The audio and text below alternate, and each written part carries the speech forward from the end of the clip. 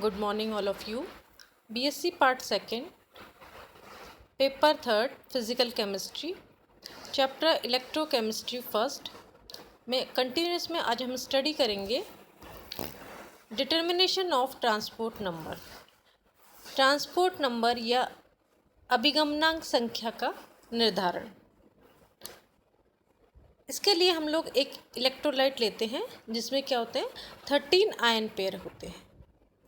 इस इलेक्ट्रोलाइट को हम लोग ए डैश और बी डैश द्वारा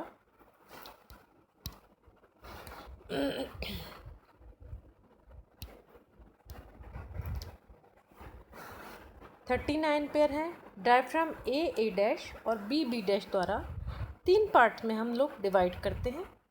एनोड के पास वाले चैम्बर को एनोड चैम्बर, कैथोड के पास वाले चैम्बर को कैथोड चैम्बर और बीच वाले चैम्बर को मिडिल चैम्बर कहते हैं।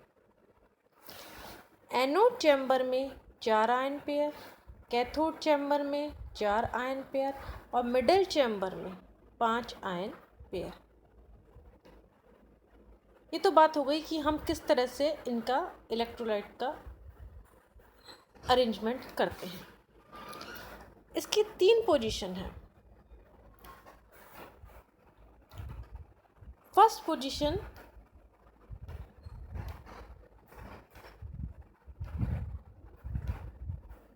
जब केटायन मूव करे व एनायन कांस्टेंट रहे। माना 2 केटायन एनोड चैम्बर से होते हुए मिडिल चैम्बर में जाते हैं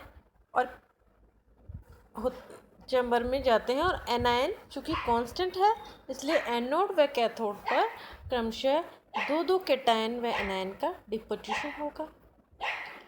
डिपोजिशन के बाद हम देखते हैं कि एनोड चैम्बर में 2 आयन पेयर की कंसंट्रेशन में कमी हुई है और कैथोड चैम्बर में कोई आयन की कंसंट्रेशन में कमी नहीं हुई है। फर्स्ट पोजीशन जब केटायन मूव करे और एनायन कांस्टेंट है। 2 केटायन एनोड चैम्बर से कहाँ आए? कैथोड चैम्बर में आए। चूँकि एनायन हमारा कांस्टेंट है। कितने आयन का डिपोजिशन हुआ इलेक्ट्रोड पर? कैथोड पर हुआ 2 केटायन का, एनोड पे हुआ 2 एनायन का। इसके बाद पहले कितने थे? एनोड चैम्बर में 4 आयन पेयर थे। इसके बाद कितने रह गए? 2 आयन पेयर रह गए। यहाँ पहले भी 4 थे आयन पेयर थे और इलेक्ट्रोड पर डिपोजिशन के बाद भी 4 आयन पेयर रह गए। ये तो बात हो गई फर्स्ट पोजीशन की। पोजीशन सेकंड की जब बात करते हैं कि जब केटायन व एनायन सेम स्पीड से चले।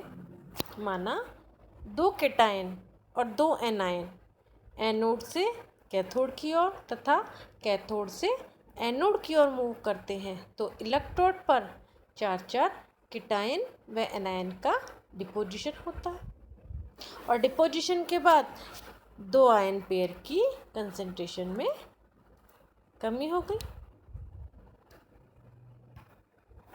पोजीशन सेकंड जब केटायन व एनायन दोनों सेम स्पीड से, यहाँ से 2 केटायन आए कहाँ? कैथोड चैम्बर से। यहाँ से 2 एनायन आए कहाँ? एनोड चैम्बर में। कितने आयन का इलेक्ट्रोड पर डिपोजिशन हुआ? 4 केटायन का कैथोड इलेक्ट्रोड पर और 4 एनायन का इलेक्ट्रोड पर डिपोजिशन हुआ। कितने आयन की कंसंट्रेशन में कमी आई? पहले 4 थे, इसके बाद कितने रह गए? 2 रह गए। पहले 4 थे, इसके बाद कितने रह गए? 2। यानी एनोड चैम्बर में 2 आयन पेयर की कंसंट्रेशन में कमी और कैथोड चैम्बर में भी 2 आयन पेयर की कंसंट्रेशन में कमी उत्पन्न हुई। थर्ड पोजीशन देखते हैं। थर्ड पोजीशन है जब केटायन व एनायन डिफरेंट स्पीड से मूव करें। माना 2 केटायन एनोड से कैथोड की ओर तथा 1 एनायन कैथोड से एनोड की ओर मूव करते हैं तो 3 केटायन व एनायन का इलेक्ट्रोड पर डिपोजिशन हो जाता है। एनोड चैम्बर में कंसंट्रेशन में कमी कितने आयन पेयर के बराबर होगी? 2 आयन पेयर। और कैथोड चैम्बर में कंसंट्रेशन में 1 आयन पेयर के बराबर होगी। 2 केटायन गए कैथोड चैम्बर में, 1 एनायन आया। एनोड चैम्बर में 3 केटायन इलेक्ट्रोड पे गए, 3 एनायन गए। कितने आयन की कंसंट्रेशन में कमी हुई? पहले 4 थे, इसके बाद 2 रह गए। 2 आयन पेयर की, यहाँ पहले 4 थे, इसके बाद 3 रह गए। 1 आयन पेयर की कंसंट्रेशन में कमी हो।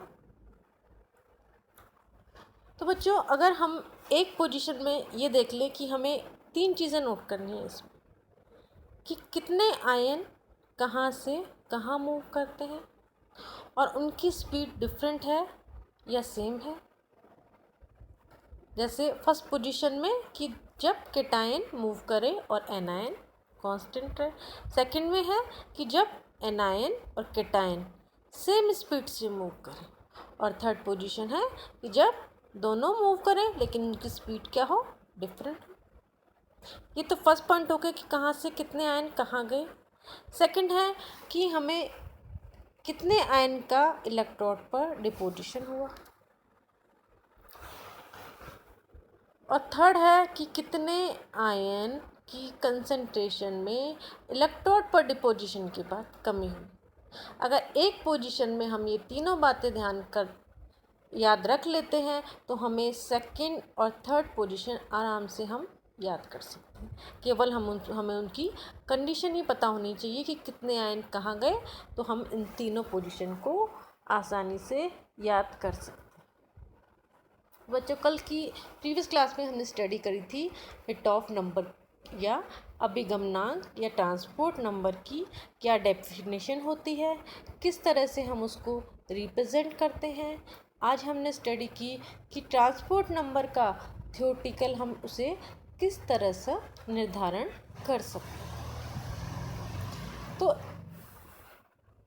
ट्रांसपोर्ट नंबर का डिटर्मिनेशन में हम लोग ये कंक्लूज़न निकालते हैं। आप लोग ये देख रहे हैं कि जो ये मिडिल चैम्बर है, मिडिल चैम्बर फर्स्ट देखो, first position, second position, then third position, कि मिडिल चैम्बर की आयन की कंसंट्रेशन में स्टार्ट से लेके अंत तक आयन पेयर की कंसंट्रेशन में कोई कमी नहीं आई।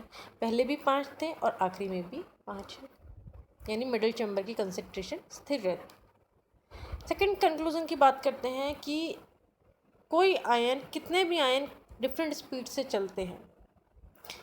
फर्स्ट पोजीशन में देखा कि एनायन कांस्टेंट है, केटायन ही मूव कर रहा है। सेकंड में हमने देखा मूव तो दोनों कर रहे हैं लेकिन उनकी क्या है? स्पीड सेम है। थर्ड पोजीशन में हमने देखा दोनों मूव कर रहे हैं लेकिन उनकी स्पीड डिफरेंट है। तो हम इस कंक्लूज़न पे पहुंचते हैं कि कोई आयन कितनी भी स्पीड से मूव करे लेकिन उनका इलेक्ट्रोड पर डिपोजिशन सेम होगा। आप देख रहे हैं यहाँ 2 केटायन अगर इलेक्ट्रोड पर डिपोजिशन हो रहा है, फर्स्ट पोजीशन की हम बात करते हैं, तो फर्स्ट पोजीशन में 2 ही एनायन का इलेक्ट्रोड पर डिपोजिशन हो रही है। सेकंड पोजीशन की बात करते हैं, यहाँ 4 केटायन गए तो यहाँ पे भी 4 केटायन ही जाएंगे। थर्ड की बात करें तो थर्ड में 3 पॉजिटिव आयन गए कैथोड इलेक्ट्रोड पर और यहाँ पे भी 3 है। तो आप लोग को ये इससे बहुत आसानी होगी कि हम कितने आयन का इलेक्ट्रोड पर डिपोजिशन करें। तो अगर हमने यहाँ 2 निकलेंगे तो यहाँ पे भी 2 ही निकलेंगे, और अगर यहाँ पे 4 निकलेंगे तो वहाँ पे भी 4 आयन ही निकलेंगे। अगर आप लोगों ने यहाँ 1 निकाला तो ये आयन पेयर गड़बड़ हो जाएंगे, 2 केटायन बचेंगे,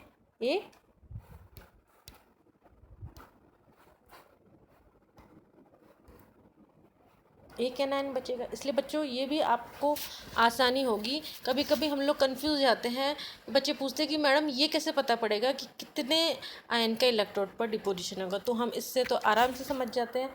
अगर दो केटायन इलेक्ट्रोड पर डिपोजिशन हो रहा है तो यहाँ से भी 2 केटायन जाएंगे। अगर 4 का हो रहा है डिपोजिशन इलेक्ट्रोड पे, तो यहाँ से भी 4 जाएंगे। तो इस तरह से हमको ये कंक्लूज़न निकालते हैं कि आयन कितनी भी स्पीड से मूव करे, लेकिन जो उनकी इलेक्ट्रोड पर पहुँचने की स्पीड होती है, डिपोजिशन की स्पीड होती है, वो सेम ही होती है। Thank you.